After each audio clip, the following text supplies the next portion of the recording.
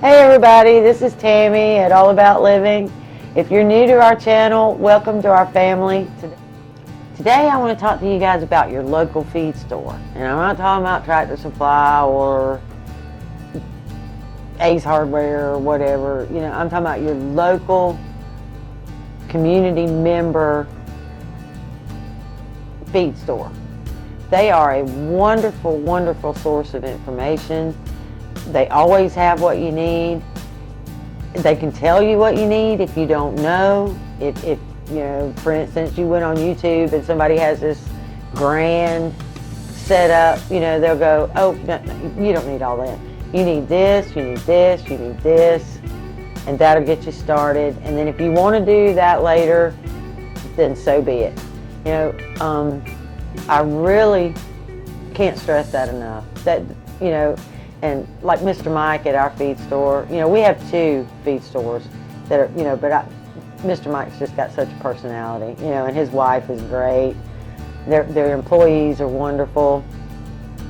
They take the stuff to your car. For somebody like me, lugging 50-pound bags of feed is not my thing, okay? They load it into my truck or into my Jeep sometimes if that's what I'm driving, and they'll put it in there for me, and they'll make sure that they put it in so that when I get home, I can just unzip the bag and drop half of it into the bucket, move the bucket, and then take that out, the other half, and then put it into my bucket.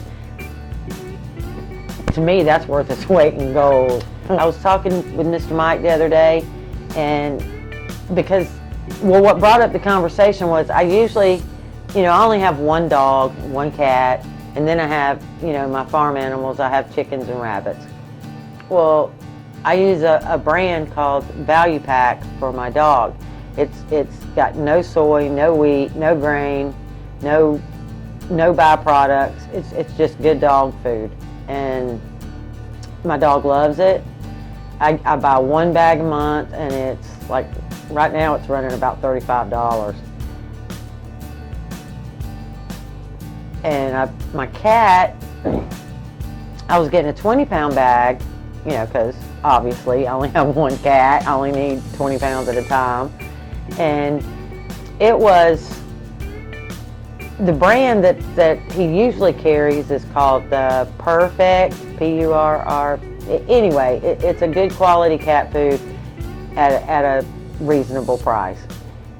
And he generally has it, he always has it when I need it. So that's what I use. Well, yesterday they put a different brand in my Jeep when I went to pick feed up, and I was like, well, what happened to the Perfect? And he said, look, you cannot be brand loyal right now. He said, it is nearly impossible.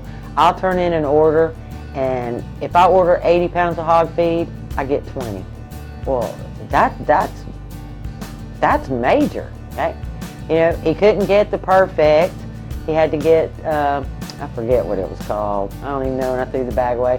But, but she likes it, so it's okay. She likes it, and it has the same, he tries to make sure that whatever he sells is a good product.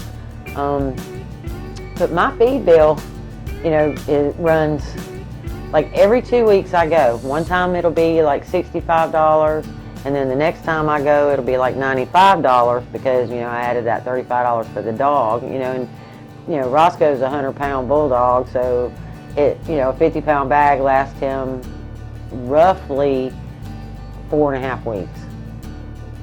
That sounds like a lot, but that's pretty normal. If you have hogs or cows or goats, now you're exponentially talking higher.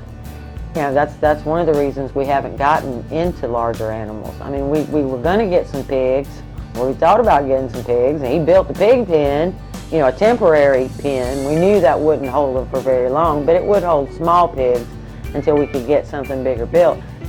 But that fell through. Well, if he can't get hog feed, what am I going to feed him?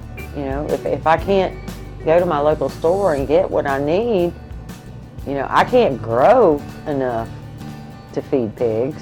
Maybe I could, but I would have to take another half acre or something off my property just to grow something for the pigs. You know, and you have to think about that stuff. And, you know,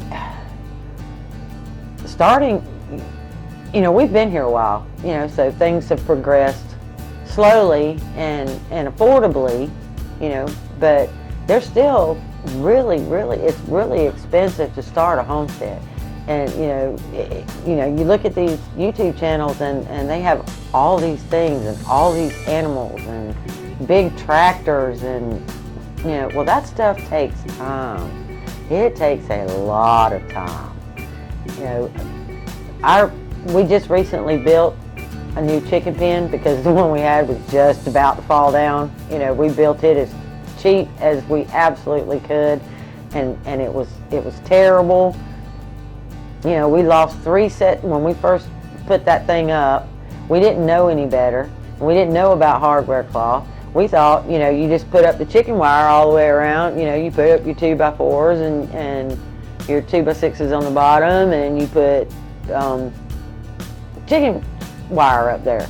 Well, that is not the case. That is not the case. That is a fallacy. I lost 3 sets of biddies, a dozen biddies at a time, at $4 a biddy, because chickens are dumb. They are dumb. They could stick their head through the chicken wire. Well, when they stick their head out, then a possum would just come by and bite their head off. You know, they're just dumb. And we couldn't figure out, you know, we kept thinking that they were getting in somehow. They were getting, you know, that the animals were getting into the pen. We thought it was raccoons crawling down up through these little tiny gaps, you know, that looked impossible. And we're like, well, that's got to be it. That's got to be it. You know, well, then, you know, asking at the feed store, they're like, oh, no, that's not your problem. You need hardware cloth around the bottom of your pen at least 2 or 3 feet up so that the biddies can't stick their head through, because they're letting your wildlife get your biddies, you know. You live and learn, you know. You live and learn. But anyway, after we got the hardware cloth up, I was like, well, if I'm losing a dozen at a time, well, I need to put 24 in there. You know, I need to put 24 chicks in there so that I can at least get 10 or 12 to live. You know, so I buy 24 chickens, or, you know, biddies. Well, now I have the hardware cloth. I put my 24 biddies in there, and they all grow up, and they all start laying eggs. Now I'm getting 21 to 24 eggs every single day. And I'm like, oh, this is not happening. I filled my outside refrigerator up. I was giving the kids, you know, both of the kids at that time didn't, you know, my daughter now has chickens, but I was telling them both, come by, get 2 or 3 dozen, come on. You got to get these out of my fridge because they're coming every day. Every day. So I thought, okay, this isn't working. So I went on Marketplace and I put a dozen of my laying hens up for sale to get them out of there so that I could drop my eggs down, because I couldn't, you know, they're not doing you any good if you can't use them fast enough, you know. So lesson learned, I don't need but a dozen chickens laying eggs at any given time. That's still enough for me to give my son eggs, for us to have plenty of eggs.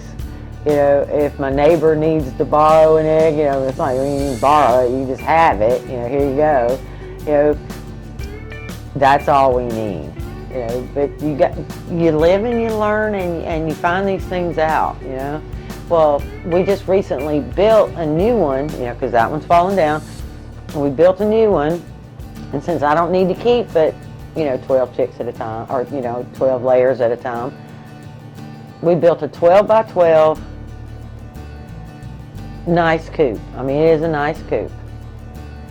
It was $1,000 between the wood, the wire, the hardware cloth, the nails, the tin for the roof. It was $1,000 for a 12 by 12 chicken coop. I mean, I couldn't believe it, you know. We did it, you know.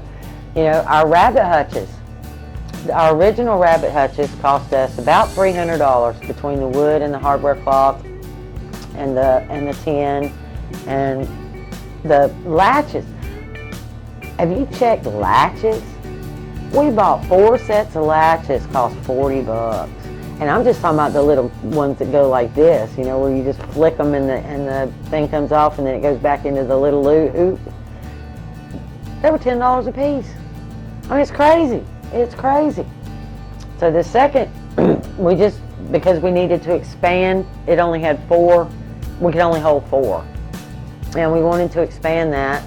So my husband built, you know, Randy built another one, and we built it completely out of vinyl coated, what do you call that? It's vinyl coated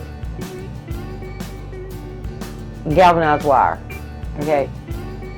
Well, that stuff is $230 a roll, and then it's $10 a pound for the staples. And we still have to build a stand for it. Right now, it's sitting on. It's only sitting cinder block high off the ground, and I really need to get it up so I can get the poop out from under there, so I can get it into the garden. Because rabbit poop, even if you don't eat rabbit or you don't sell your rabbits, keep a few rabbits just for poop gold, because rabbit poop is gold.